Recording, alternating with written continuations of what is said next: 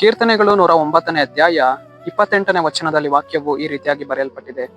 ಅವರು ಶಪಿಸಲಿ ಚಿಂತೆ ಇಲ್ಲ, ನೀನು ಆಶೀರ್ವಾದಿಸುವಿ ಎಂದು ವಚನವು ಬರೆಯಲ್ಪಟ್ಟಿದೆ.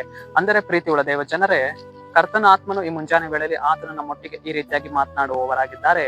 ಏನೆಂದರೆ, ಅವರು ನನ್ನನ್ನ ಏನ್ ಮಾಡಲಿ, ಶಪಿಸಲಿ, ಆದರೆ ದೇವರೇ ನೀನು ನನ್ನನ್ನ ಏನ್ ಮಾಡುವವನಾಗಿದ್ದಿ, ಆಶೀರ್ವಾದಿಸುವವನಾಗಿದ್ದೀಯ ಎಂದು ಕರ್ತನ ವಚನವು ಈ ರೀತಿಯಾಗಿ ನಮ್ಮನ್ನ ಬಲಪಡಿಸುವಂತದಾಗಿದೆ. ಜನರು ನಮ್ಮನ್ನ ಅವ್ರು ಏನ್ ಮಾಡುವವರಾಗಿದ್ದಾರೆ, ನಮ್ಮನ್ನ ನೋಡಿ ಶಪಿಸುವವರಾಗಿದ್ದಾರೆ.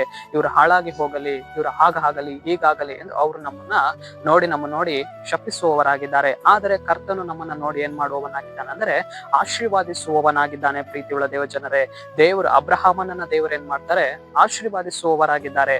ಅದೇ ಪ್ರಕಾರವೇ ನಮ್ಮ ಜೀವಿತದಲ್ಲಿಯೂ ಕೂಡ ಜನರು ಇವತ್ತು ನಮ್ಮನ್ನು ಎಷ್ಟೇ ಶಪಿಸಬಹುದು, ಇವತ್ತು ನಮ್ಮ ಜನರು ನಮ್ಮನ್ನು ನೋಡಿ ಎಷ್ಟೇ ಅವ್ರು ನಮಗೆ ವಿರೋಧವಾಗಿ ಮಾತನಾಡಬಹುದು, ಆದರೆ ಕರ್ತನು ನಮ್ಮನ್ನು ನೋಡಿ ನಮ್ಮನ್ನು ಏನ್ ಮಾಡುವವರಾಗಿದ್ದಾರೆ, ಆಶೀರ್ವಾದಿಸುವವರಾಗಿದ್ದಾರೆ. ಪ್ರೀತಿಯುಳ್ಳ ದೇವ ಜನರೇ, ಆತನ ಆಶೀರ್ವಾದವು ನಮ್ಮ ಜೀವಿತದಲ್ಲಿ ಅದೇನ್ ಮಾಡುವಂತದಾಗಿದೆ, ಅನುದಿನವೂ ಕ್ರಿಯೆ ಮಾಡುವಂತದಾಗಿದೆ. ಕರ್ತನ ಆಶೀರ್ವಾದ ನಮ್ಮ ಜೀವಿತಗಳನ್ನ ಬಲಪಡಿಸುವಂತದಾಗಿದೆ.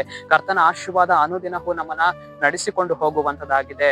ನಾವು ಪ್ರಾರ್ಥಿಸಬೇಕು, ದೇವರೇ ಜನರು ನನ್ನ ನೋಡಿ ಶಪಿಸ್ತಾ ಇದ್ದಾರೆ ಸ್ವಾಮಿ, ಜನರು ನನ್ನ ನೋಡಿ ನಗ್ತಾ ಇದ್ದಾರೆ, ದೇವರೇ ಪರವಾಗಿಲ್ಲ, ನೀ ನನ್ನನ್ನು ಆಶೀರ್ವಾದಿಸು. ದೇವರೇ ಮುಂಜಾನೆ ವೇಳೆಯಲ್ಲಿ ನನ್ನನ್ನು ಆಶೀರ್ವಾದಿಸು, ನನ್ನ ಕೆಲಸ ಕಾರ್ಯಗಳನ್ನು ನೀನು ಆಶೀರ್ವಾದಿಸು, ನನ್ನ ವ್ಯಾಪಾರವನ್ನು ನೀನು ಆಶೀರ್ವಾದಿಸು, ನನ್ನ ವಿದ್ಯಾಭ್ಯಾಸವನ್ನು ನೀನು ಆಶೀರ್ವಾದಿಸು, ನನ್ನ ಸೇವೆಯನ್ನು ನೀನು ಆಶೀರ್ವಾದಿಸು ಸ್ವಾಮಿ ಎಂದು ಹೇಳುವಾಗ ಅಬ್ರಹಾಮನನ್ನ ಸಕಲ ವಿಧವಾಗಿ ಆಶೀರ್ವಾದಿಸಿದಂತಹ ದೇವರು ಇವತ್ತು ಸಕಲ ವಿಧವಾಗಿಯೂ ಕರ್ತನು ನಮ್ಮನ್ನ ಏನ್ ಮಾಡುವವರಾಗಿದ್ದಾರೆ, ಆಶೀರ್ವಾದಿಸುವವರಾಗಿದ್ದಾರೆ. ಎಲ್ಲ ಶಾಪಗಳನ್ನ ದೇವರು ಏನ್ ಮಾಡುವವರಾಗಿದ್ದಾರೆ, ತೆಗೆದುಹಾಕುವವರಾಗಿದ್ದಾರೆ.